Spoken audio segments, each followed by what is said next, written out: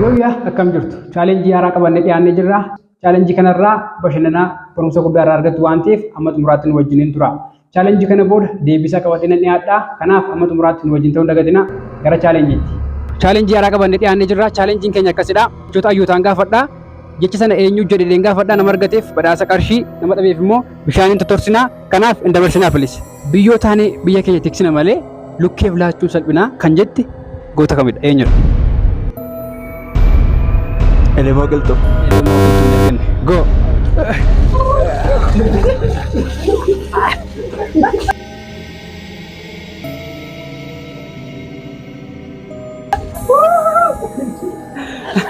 Lubbuun gaafa dhalatti duute du'a sodaa haqarraan dabin kan jedhe hayyuu kamidha? Baaroo Tumsaa. Go. Go go go go go.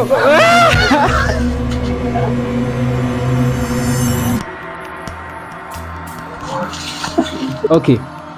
Namni bilisummaa hin qabne sareedha. Saree keessaa saree fayyaa hin qabnedha kan jedhe hayyuu kamidha? Abdiisaa Agaati. Abdiisaa Agaa hin arganne. Go. Go go.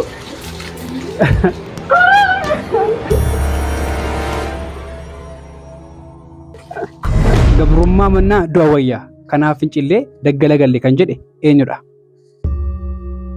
Usmaayyoo Muusaa. Usmaayyoo Muusaa argateera. Qarshii 200 argattee jirta. Galatoon. Ayyeegaa chaalenjii keenya kana fakkaata. Chaalenjii kanarraa waan guddaa barachuu dandeessu.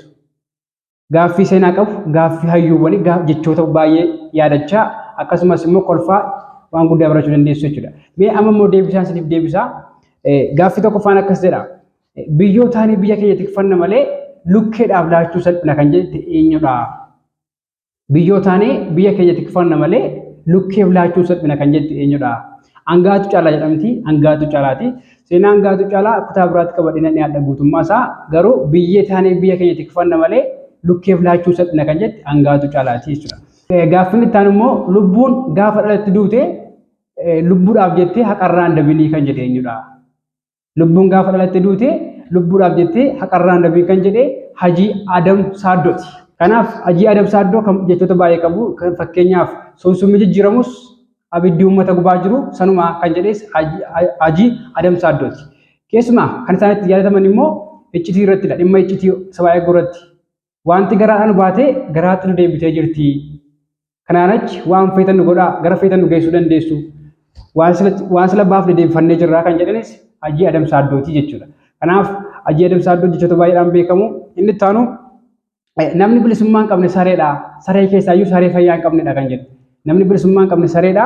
Saree keessaa immoo saree fayyaa hin qabnedha kan jedhe Jaarraa Abbaa Gadaati. Jaarraa Abbaa Gadaati. Jaarraan Abbaa Gadaa jechoota baay'eedhaan yaadatama.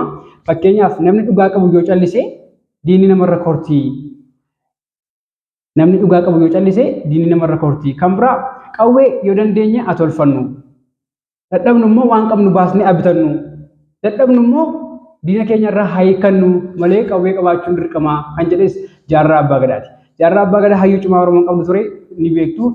Kan biraa maal jedhee ture Jaarraa Abbaa Gadaa diinota keenya kana qawweedhaan dhiisiitii utuu waatti gurgurree waan irraa bituu dhiisne iyyuu salphaatti biyya keenya keessaa yaafnaa kan jedhes Jaarraa Abbaa Gadaati jechuudha.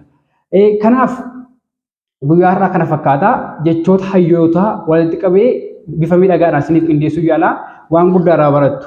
Maaliif hayyoonni Oromoo sammuu bal'aa qabu turanii waan tokko arganii yaadanii haasa'u jechuudha. Amma Adam Saaddoo iccitii akka inni itti of agartaniittu.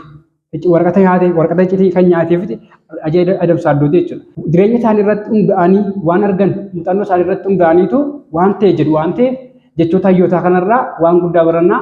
Kutaa itti aanu keessatti jechoota hayyootaa walitti qindeesseen isiniif qabadhee dhiyaadhaa. Ammasitti nagaan tura. YouTube keenya subscribe gochuun dagatinaa. Nagaan tura.